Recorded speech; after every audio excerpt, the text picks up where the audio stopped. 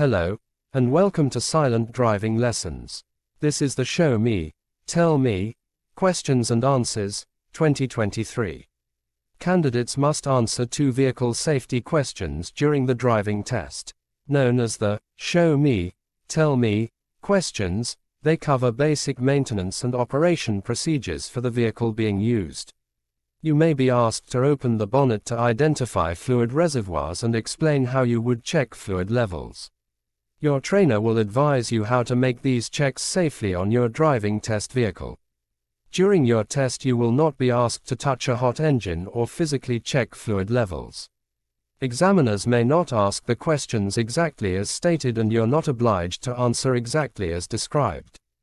The most important thing is that the examiner can judge that you understand the risks and know your car. Wear disposable gloves for under-bonnet checks and a high-visibility vest when making checks outside the vehicle on a public highway.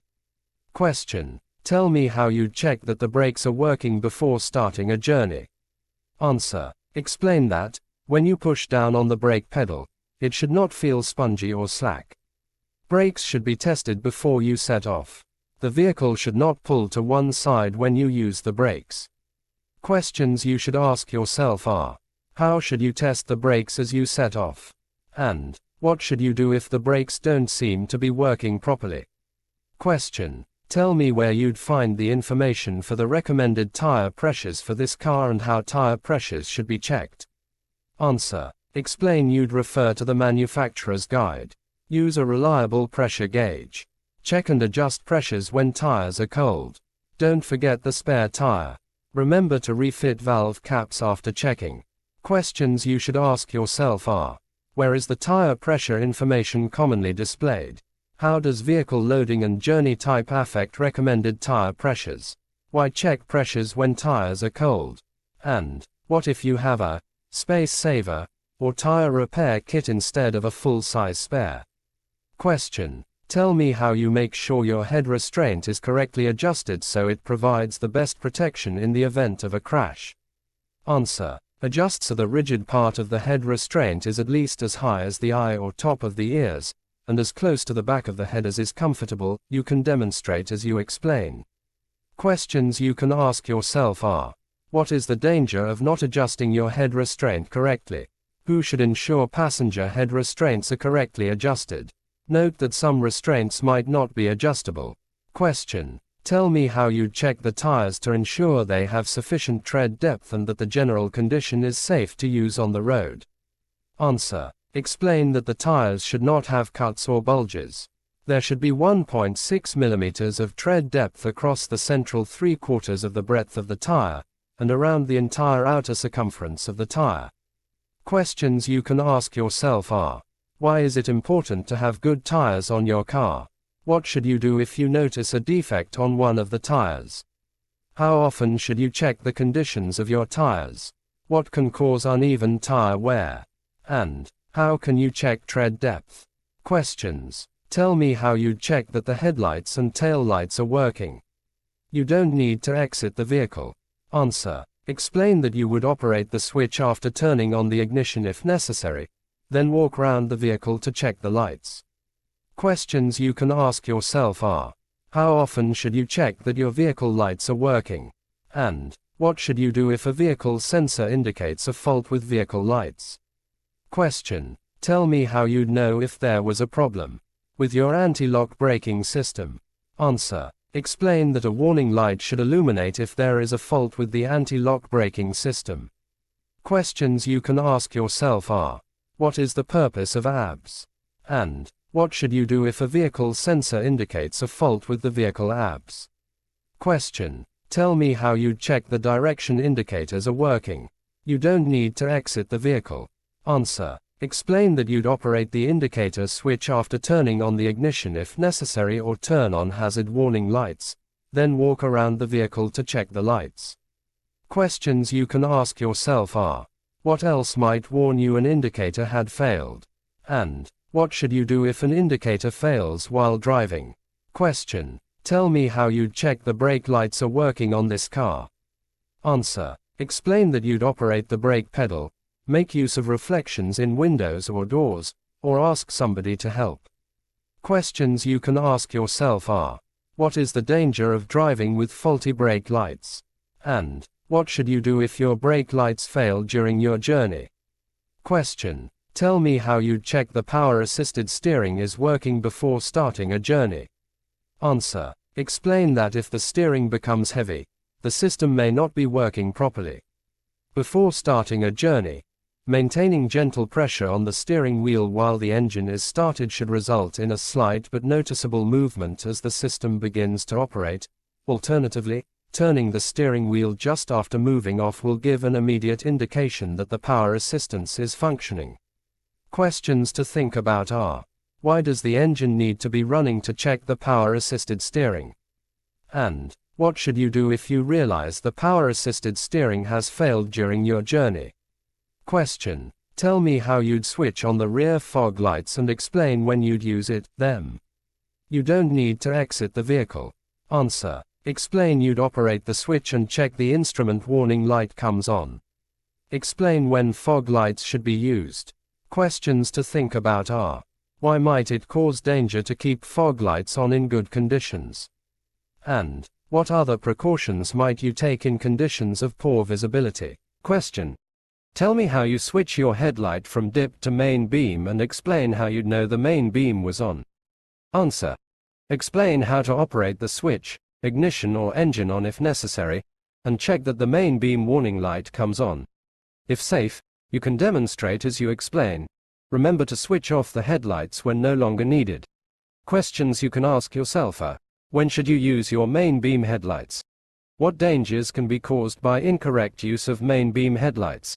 And how do automatic dim, dip headlights work? The following, tell me, questions require you to open the bonnet. You need to know where the bonnet release catch is and how to operate it. If your car has a bonnet prop, be sure to locate it correctly before making any checks.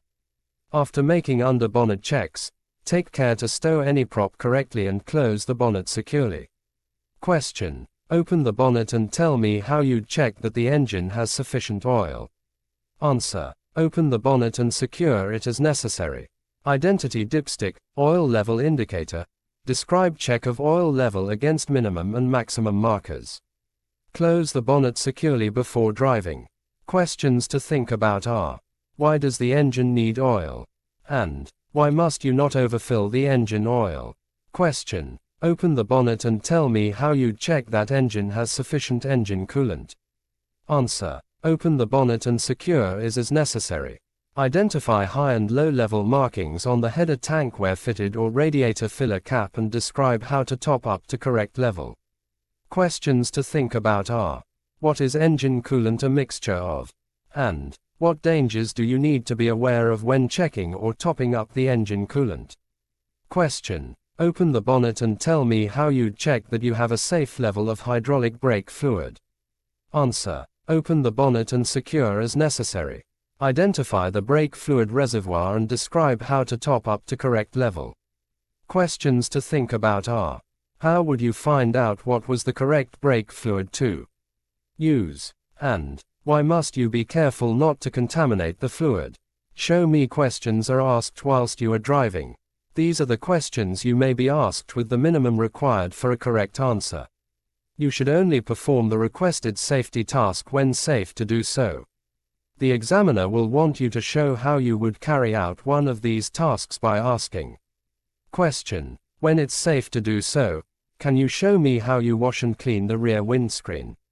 Answer: operate the rear washer and wiper control. Remember to switch it off when it is no longer needed. Questions to ask yourself are: why is it important to keep washer reservoirs topped up? How can you ensure washers will not freeze up? And why is it best not to use wipers on a dry screen? Question: when it's safe to do so, can you show me how you wash and clean the front windscreen? Answer: operate the front washer and wiper console. Remember to switch off the wipers when no longer needed. Questions to ask yourself are: what should you do if washers and wipers can't clear the windscreen? And how would you know it was time to replace wiper blades? Question: when it's safe to do so, can you show me how you'd switch on your dipped headlights? Answer: Operate the switch. Check that the relevant instrument panel warning light illuminates. Remember to switch off the dipped headlights when no longer needed. Questions to think about are: when must you use dipped headlights? What should you do if one of your headlights fails? And why is it important to keep headlight lenses clean? Question: when safe to do so, can you show me how you'd set the rear demister? Answer: operate the switch and check that it or the relevant instrument panel light illuminates. Remember to switch off the demister when it is no longer needed. Questions to ask yourself are: why is it important to keep the windscreen demisted? How can you help reduce windscreen misting? And how can air conditioning affect demisting? Question: when it's safe to do so, can you show me how you'd operate the horn? Answer: check that you will not cause alarm or confusion to other road users. Operate the horn briefly. Other questions to ask yourself are: what is the purpose of the horn? When might you need to use the horn? When is it unlawful to use the horn? And what could you do as an alternate to using the horn? Question: when it's safe to do so, can you show me how you demist the front windscreen? Answer: set the controls to maximize warm airflow to the windscreen. Remember to reset the controls when no longer needed.